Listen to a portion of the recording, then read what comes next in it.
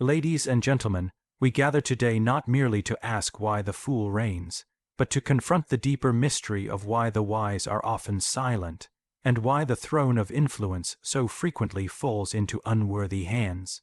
You see, history does not move in straight lines, it spirals, through light and shadow, reason and absurdity, and at the center of this spiral sits the fool, crowned not with wisdom, but with noise. Yet behind this paradox lies an ancient truth, one that dwells in the architecture of the human soul.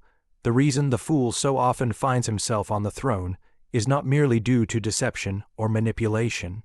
His rise is a psychological event, not just a political one. The crowd does not simply vote, they project. In the depths of the human soul lie aspects of ourselves we cannot bear to acknowledge, our envy, rage, cowardice, vanity, and hunger for chaos. These are our hidden shadows, the disowned children of our inner world. We bury them deep beneath layers of civility, reason, and culture, pretending they no longer exist. But repression does not destroy. It only displaces, and what we suppress within ourselves, we unconsciously cast outward onto the world. The fool becomes the perfect vessel for that projection. He acts out the madness we secretly carry. He says aloud what the polite cannot utter. He embodies the reckless arrogance we dare not express. And though we pretend to loathe him, some part of the collective psyche needs him to relieve the unbearable pressure of the suppressed. The more civilized a society claims to be, the more dangerous this projection becomes, for beneath polished appearances, the shadow grows restless. The people begin to seek release, not from injustice alone, but from the weight of their own inner contradictions. The fool, flamboyant and unashamed, offers catharsis. He does not solve problems, he reflects them, exaggerated and unfiltered. He is not the sickness, but the symptom of what the collective can no longer hold inside. And so, the fool is not chosen rationally, he is evoked. He appears as if conjured by a deep psychic necessity. He rises like a dream in which the repressed returns with vengeance. The crowd cheers not because they believe him to be wise, but because he liberates them from the burden of pretending to be better than they are. He tells them, through his behavior, I am what you have hidden, I am what you dare not be. And in this twisted identification, he becomes king. This is why the fool's rule is so difficult to challenge with logic or morality. He is not bound by those forces, for his power does not arise from ideas, but from the unconscious. One cannot debate a symbol or refute a dream. Until the people confront their own darkness, they will continue to summon fools to embody it for them, and in doing so, they will mistake that reflection for leadership. Thus, the throne is not occupied by the most deserving, but by the most resonant mirror of what the collective soul has buried. In this sense, the fool is a tragic figure, both a puppet and a prophet, ruling not from wisdom, but from the depths of a truth no one dares to face. The ascent of the fool is rarely built on the firm foundations of reason. His throne is not carved from truth, but swells up from the tides of unchecked emotion. In times of uncertainty or collective anxiety, people do not seek complexity, they flee from it. They do not hunger for nuance, they crave certainty, clarity, and the raw pulse of feeling. The fool, in his brilliance of absurdity, does not appeal to thought. He bypasses it entirely. He speaks not to the intellect, but to the gut, to the primal instincts that stir beneath our civilized masks. In the fool's rise, we witness a shift from deliberation to reaction. The crowd no longer asks, is this true? But rather, does this make me feel alive, angry, proud, vindicated? The fool thrives in this terrain because he does not explain, he declares. He does not invite reflection, he provokes response. Where the wise speak in measured tones, he shouts. Where the thoughtful pause, he charges forward with slogans, ridicule, and theatrical certainty. His words do not enlighten, they ignite. This ignition is the key.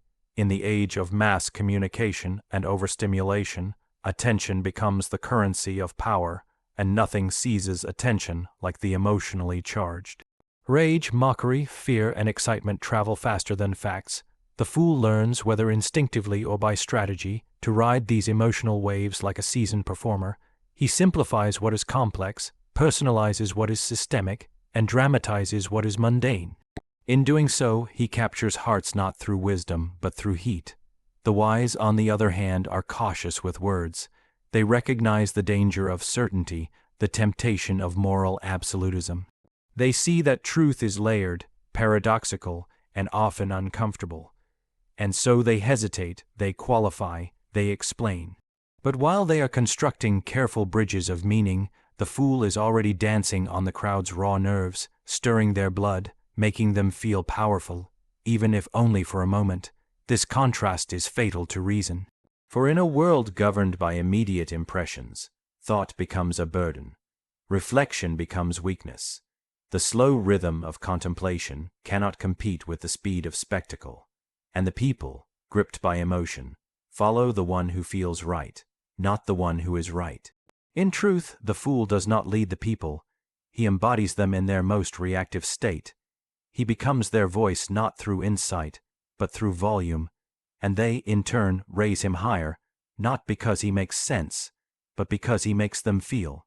That feeling, of belonging, of rebellion, of righteousness, of fury, becomes more valuable than facts, more addictive than reason. And so thought is left behind, not because it failed, but because it was too quiet, too slow, too humble to survive in the storm of feeling. The fool knows this. He weaponizes emotion, not out of sophistication, but out of instinct. And those who dare speak with calm and caution are drowned beneath the roaring tide he commands, not by argument, but by emotional force. This is how the fool rules, not by persuasion, but by possession. In the age of appearances, truth has become almost irrelevant, replaced by the seduction of the mask. The fool thrives not because he is authentic, but because he performs authenticity more convincingly than those who are truly sincere. He wears a face that dazzles, a voice that entertains, and gestures that electrify. He becomes a projection screen, a myth in motion, wearing the costume of the everyman, or the outsider, or the savior. He does not need depth, only visibility. In a world starved for spectacle, he offers a feast of illusion. And the people, wearied by complexity and moral ambiguity, fall in love with the mask. They are not deceived in the traditional sense. They choose the mask. They prefer it. For the persona the fool wears is more comforting than reality, more vivid than truth, and more satisfying than self-reflection. He becomes the hero of a story they wish were real. He appears confident when others are uncertain. He sounds decisive when the world is fragile. He simplifies what is painful and amplifies what is pleasurable. He speaks in symbols, not substance, yet the symbols strike deep. This persona, though hollow, is celebrated. It is worshipped because it allows the crowd to avoid confronting what lies behind it, both in him and in themselves. They do not ask what he believes, but rather how he makes them feel. They do not investigate who he is when the spotlight fades. They fixate on the silhouette he casts upon the wall. This worship of surface is not a failure of perception. It is a symptom of exhaustion. People overwhelmed by ambiguity cling to the comforting clarity of performance. They do not want a leader.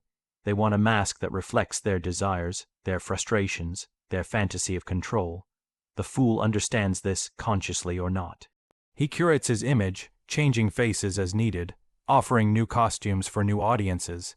He is a shapeshifter, not a servant of truth but of attention. Behind the scenes, there may be nothing at all. No conviction, no principle, no stable self. But in the public arena he shines, and so long as the performance continues, the emptiness beneath it does not matter. Even worse, those who are genuine, those who speak from wholeness and humility, are overlooked. Their quiet depth is seen as dull. Their restraint is mistaken for weakness. Their refusal to wear a mask makes them invisible in a world that only sees what is staged. And so, the fool is not merely tolerated, he is glorified.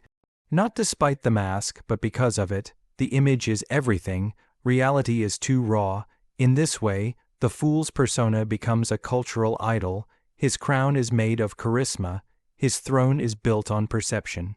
And the people kneel, not before a man, but before a mirror, delighted not by who he is, but by what he lets them believe. But every mask eventually cracks, the performance must end.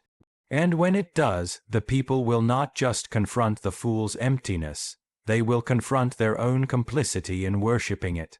Until then, the mask reigns, and the fool, behind it, continues to rule. The absence of the wise in the corridors of power is often misunderstood. It is easy to assume they have failed, that they lack the will or the courage to stand against the rising tide of folly. But this assumption reveals more about our collective blindness than it does about the nature of wisdom itself. The wise do not retreat out of fear. They withdraw because they understand the cost of staying in a place where truth has no value and deception is the currency of exchange. The wise see what others do not, that when a culture begins to reward spectacle over substance, noise over silence, and manipulation over depth, the pursuit of truth within that system becomes corrupted. They recognize that if they were to stay, they would be forced to compromise, not just in strategy, but in soul. To speak where lies are louder than truth is to risk being twisted by the very forces one seeks to oppose. And so they step back, not in defeat, but in protection of something sacred within themselves. Their silence is not submission, it is reverence. It is the refusal to let truth be defiled in arenas where it would only be mocked, misunderstood, or used as a tool for spectacle. They know that wisdom is not meant to entertain, but to transform. It does not perform well on stages built for vanity. It does not compete with shouting matches, with sound bites, with applause. It thrives in quiet conversations, in patient listening, in the deep work of the soul, work that cannot be done under the glare of public performance, and so the wise become invisible, not because they have nothing to offer, but because they will not reduce what they offer into something shallow enough to be consumed by a distracted crowd. They do not brand themselves. They do not seduce with certainty. They speak with nuance, and nuance has no place in a world addicted to extremes. Where others shout, they whisper. And so, the crowd passes them by, not because they are unworthy, but because their integrity makes them illegible to a society that craves entertainment more than enlightenment. This is the tragedy of the age, that those most fit to lead refuse to play the game required to ascend, not because they are weak, but because they are whole. Their silence is not absence, but protest. Their retreat is not surrender, but refusal to be complicit in a performance that violates the soul. They know that the fool, with all his noise and bluster, will eventually falter, that illusions, no matter how glamorous, cannot outlast reality. And when the ruins of noise lie scattered, the people will search again for substance, for stillness, for someone who speaks not to their cravings, but to their conscience. The wise wait for that time, not with bitterness, but with patience. They do not chase the crown, they plant seeds in the darkness. They tend to inner fires, and when the world finally hungers for something real again, they will still be there, not broken, but preserved. Shall I now expand the final point? The fool is a stage in the cycle, certainly. Here is the final expanded section. The fool is a stage in the cycle, written in the same reflective, archetypal tone without using a heading. The fool, for all his noise and disruption, is not an accident. He is a necessary phase, an archetype summoned not merely by error, but by the deep, unconscious rhythms of a collective psyche in turmoil. His rise may seem chaotic, absurd, even tragic, but it is not meaningless. The fool does not mark the end of civilization, but the sign that a cycle is turning, that something old is crumbling, and something unspoken must be faced. He is the storm before clarity, the disruptor who unintentionally prepares the ground for deeper renewal. Every society, every soul, cycles through phases of order and disintegration, light and shadow, clarity and confusion. The fool appears when the old structures, moral, spiritual, political, have become hollowed out from within. People no longer believe, but they still pretend. Institutions no longer guide, but they still rule. The collective begins to sense the emptiness beneath the rituals, the contradictions within the values, the rot behind the gilded facades. But instead of confronting this decay directly, they summon the fool, a figure chaotic enough to shatter the illusion, outrageous enough to say what no one else dares, disruptive enough to break what needs breaking. His reign is noisy, messy, and often painful, but he serves a function deeper than even he understands. The fool accelerates the collapse of the false. His exaggerations reveal what was always wrong but concealed. He mocks not just authority, but meaning itself, and in doing so, he forces a crisis of consciousness. He becomes the mirror so distorted that even the blind must eventually see that something is wrong, not just with him, but with the system that allowed him to rise, and the inner emptiness that needed him. But the fool cannot build, he can only unmask, he cannot lead forward, he can only shake loose what no longer serves. Eventually his act becomes tiresome. His noise exhausts rather than energizes. The mask he wears becomes transparent, and the people, having drunk deeply from the well of chaos, begin to thirst for something else. Not more performance but presence, not more bravado but truth. In the wake of the fool's collapse, there is silence, and in that silence, the conditions are finally right for the return of wisdom. It is in the aftermath of folly that the people become teachable again. In their disillusionment, they begin to ask deeper questions, not just about who rules, but about what they had once believed, what they had once ignored, and what within themselves had yearned for illusion. And in that moment of humility, the seeds planted by the wise, quietly, patiently during their retreat, begin to grow. So the fool is not just a mistake. He is a revealer, an unintentional prophet of destruction who clears the way for something more genuine to emerge. He represents not evil, but imbalance, not the death of meaning, but the end of pretense. His rule is a fire, and from that fire, if the people are willing, something deeper may be forged. This is the deeper rhythm of the cycle, from silence to illusion, from illusion to chaos, from chaos to awakening. And while the fool may rule for a time, he cannot last. His kingdom is made of wind. And when it falls, those who have kept truth alive in the shadows will rise, not to claim power, but to restore meaning.